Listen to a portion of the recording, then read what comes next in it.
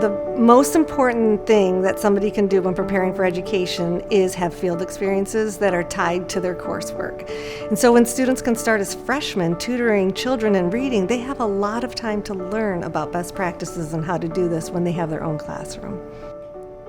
After they go through our Literacy Center training, they are shown how to give an assessment, analyze that assessment, and implement good instructional practices. Everything that the tutor does is on them. They are supervised, but they have control over their own lesson.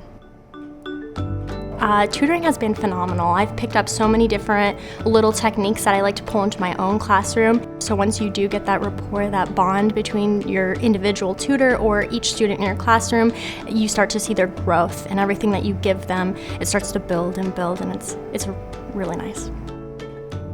I find that hands-on learning with my student is the best way to go.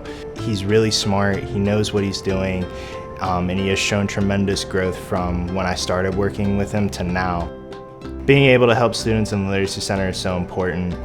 I mean, reading ties into everything you do. Not having that solid foundation of reading, writing, and spelling even, it could create problems down the line. I'm extremely thankful for the Literacy Center and the donors who contributed to making this possible for IUP students, because it's given me so much experience to prepare me for the classroom.